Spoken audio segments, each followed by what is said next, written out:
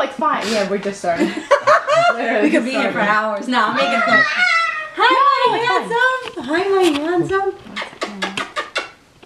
Hello, bud. Baby. Hi. Look at, now, you got your nice Spider-Man PJs on. Got you Bat. Batman.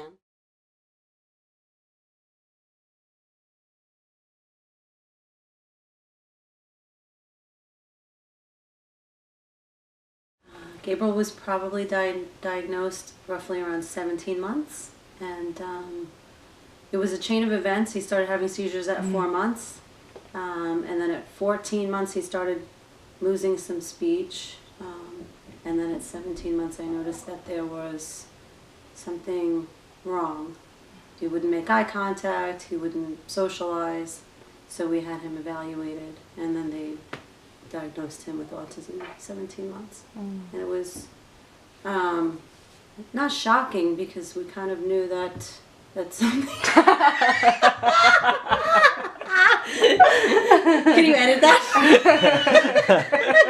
We kind of knew that there was something going on. And it was heart-wrenching because I knew that we would probably have a really, really long journey to get him where he needs to be.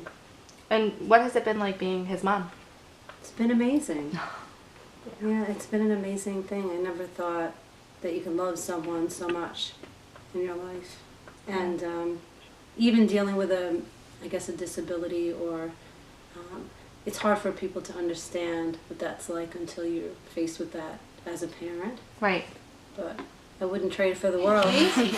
A, B, R, I, E, L. Yay! Good job, bud. Wow.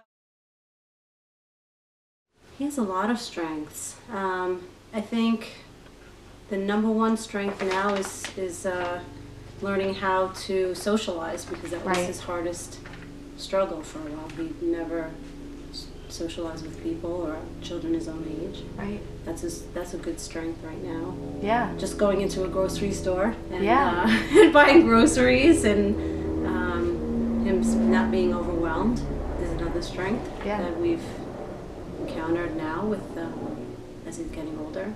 Right. And strengths he has so many.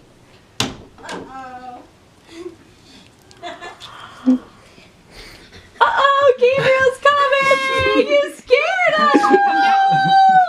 Go. Come get you? Go. Are you ready? Yeah. Okay, you ready, Tim? Yep. Oh, we're gonna come get you!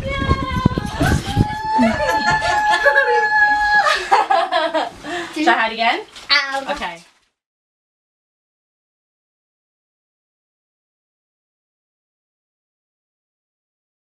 It's impacted me. Well, first of all, I've not lost a lot of friendships, but having people in our lives that don't understand Gabriel and his needs, or are afraid to socialize with us because he's different than their kids, even though they're the same age, or similar ages. You know, I mean, I'll be asked, "Oh, do you think that Gabriel can sit still through a movie?"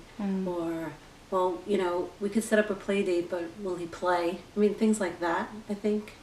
It's heart-wrenching sometimes because they don't even want to give it a chance. Yeah. And I think that's a misconception that he doesn't want to socialize or play or do things that typical children would do. Right.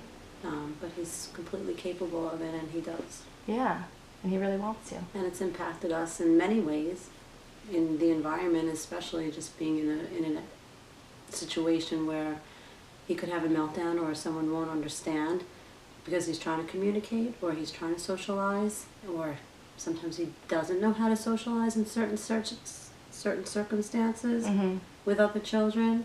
It just depends on where he is at the moment. Right. Hey, can you tell how old are you?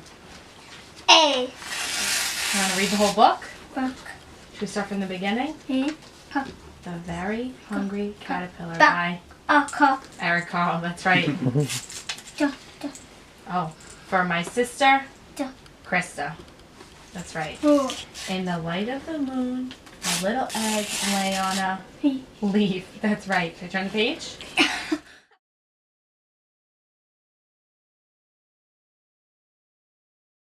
think that now in this day and age, I think people are more in tune with a child that has special needs in general. Right. Like, and of course, if they're not faced with this situation, like we said before, they don't understand it. Right. Because it's not part of their life. Right. So I think what I would hope is that people would have compassion in the world. Yeah. And have understanding that sometimes children aren't just being bratty because they can't communicate, or they're having a meltdown because they're spoiled. Yeah. I think that's a misconception that people think. Like Gabriel has a fond liking to balloons. Of course, we know this. And so if he sees a balloon, he may have a meltdown because he wants not one, not two, all of them. And someone will think that he's just being spoiled because he doesn't know how to understand that he can only have one balloon, and then possibly it can turn into something more. So I think sometimes people just don't understand what's not relevant to their life.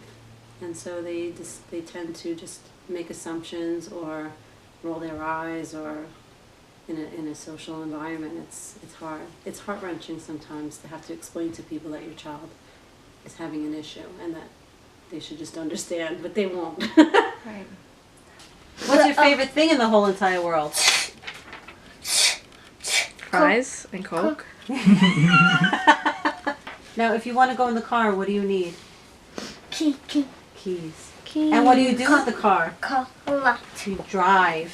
Yeah, Like that's You're being silly, bud. Keys. Bye. High five. Good job. job.